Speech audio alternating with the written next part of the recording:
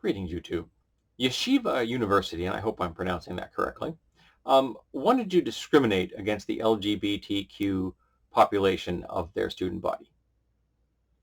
And a court said, no, you can't do that. You can't target them for the LGBTQ organizations or extracurricular clubs.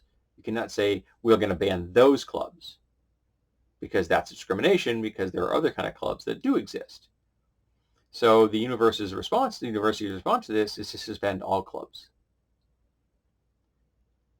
And this does two things. It shows that they're willing to double down on their social conservatism, which is ethically and morally reprehensible. But it also is going to create the atmosphere at the school that we don't have our clubs anymore, and it's all because of those queers. And that also benefits the school. And some of the students aren't going to notice the school did that. And they aren't going to notice that the school is trying to use them against the gay and trans and bisexual and pansexual students that go there. Because I'm sure they do. Because they had a club.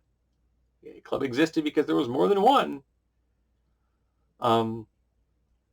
But the school's targeting them and punishing everyone. Which collective punishment, isn't that a violation that Geneva can? No, who cares? And you can say, well, it's extracurricular clubs, and so they didn't have to have them. And you're right. But there's still means of bonding. There's still means of getting things onto your, educational CV that's going to look good in the future. And if you take that away from people, it has a long-term impact. And they're going to notice that.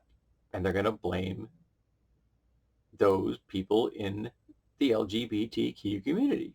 Some will be smart enough to realize they should be angry at those in power.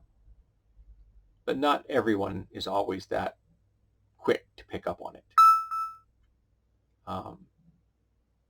When these decisions are made, one of the first things you should be asking yourself is, who benefits from this?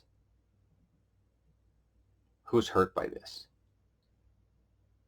Because the answer is almost going to be, who benefits from it? Social conservatism. Who's harmed by it? Minority groups or women.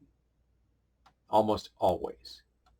And what's fascinating to me is that at Yeshiva University, these folks are not, really fond of the white nationalists, and yet they're still willing to use the same types of tools. They're still willing to publicly admit they agree with fascist ideological policies, who also don't like the LGBTQ community. I wonder if the college folks have ever made that connection in their bigoted little minds, or are they just not capable of that? So go read the article. Feel free to judge the living hell out of the Yeshiva University, administration, because they deserve it. And if you go there, you have my deepest sympathy. If you're an alumnus, why don't you speak up? Why don't you tell those folks in charge that you're not real happy with them and they're not going to get a dime out of you forever? Maybe that'll wake them up.